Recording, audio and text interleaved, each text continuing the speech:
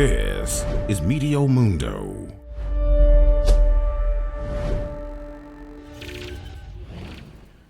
Hi everyone, I'm Meteo Mundo Chief Meteorologist Rusty McCraney. Thanks for checking in with us on this Thursday, August the 31st, 2023. In this video, we'll take a look at the rain that's currently falling right now across the northwest Bahamas. We'll look at the rain forecast the next couple days across the Caribbean. And you know I've got the latest on the tropics for you as well. But let's start with the live radar in the northwest Bahamas. We've already seen some rain develop on this early Thursday afternoon across especially the Grand Bahama Walker's Key area from Freeport and Lucaya and High Rock. There's some decent rain that's already falling and continues to fall. Scattered showers up towards Walker's Key and the opportunity for some more rain to develop as we go through our Thursday afternoon for places like Abaco and Marsh Harbor, Eleuthera, Nassau, Andros, and even Bimini and Alistown could catch one of those scattered showers. Will be a little bit more prominent up in Grand Bahama for today, so keep an eye out for that for boating interests as well. But scattered showers should continue on and off through the remainder of our Thursday. Here's the big perspective with the tropics right now. We'll talk a lot more about Tropical Storm Idalia moving off of the east coast of the United States coming up. This is Hurricane Franklin, but Franklin is moving into the cooler waters of the North Atlantic and is not going to bother any other landmass.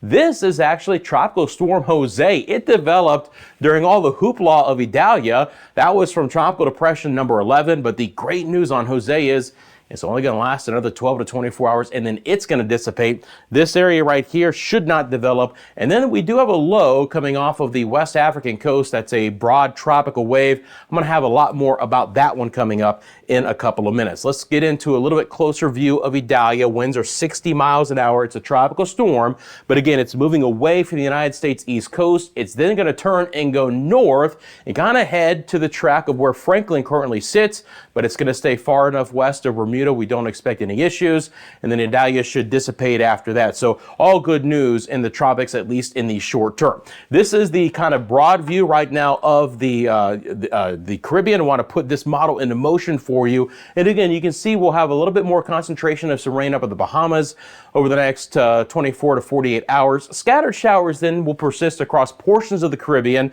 Would expect some showers later today for the Cayman Islands, maybe over towards Jamaica. Might see a few scattered showers towards Trinidad and Tobago as well, then a couple of showers up towards Grenada. But again, no real big concentrated areas, at least at this point in time. We'll see a few more showers in the Bahamas. As I mentioned, I'm going to put this into motion. And this model will take you through our Friday afternoon. And as we get into Friday and Saturday, you can start to see some of that rain redeveloping across the northwest Bahamas. So for Nassau, at least some scattered showers. A little bit better chance for some rain for Nassau Friday and Saturday. More isolated for today, but again, up towards Freeport, a little bit better chance for showers. You can see that rain developing. This is going to be overnight into our Friday morning. And then those showers, which could be around on Friday morning, becoming a little bit more prominent as we get into the afternoon hours. For Puerto Rico and the Dominican Republic, I think our friends there could actually be happy with the rain, especially in Puerto Rico. They continue under heat advisories. It's been very stifling even in the morning hours. Some rain would help cool them off, but I don't have a big chance for places like San Juan and Ponce.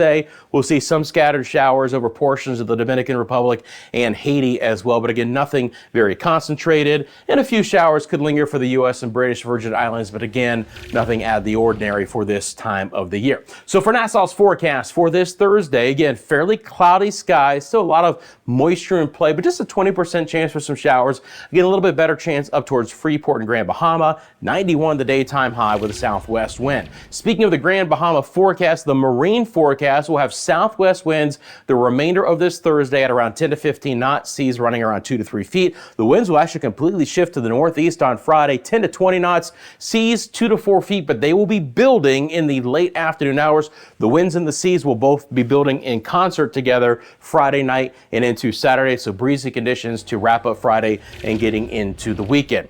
I mentioned that one tropical wave coming off the West African coast. This is the European model deep into next week. It holds that wave together and does develop it into a tropical system. This is going to be for next weekend, not the weekend coming up, but the weekend after. So 8-9 days from now, we'll be monitoring that one. But you can see it holds together in the European model. Would put it northeast of places like Puerto Rico and east of the Bahamas. Again, that would just be in a very far initial track, but we always keep an eye on the tropics for you, both short term and long term. storm, and that looks to be the next one to keep a very close eye on. Have a great day, friends, and for the latest forecasts across the Caribbean and the Bahamas, please like and subscribe right here to Meteo Mundo.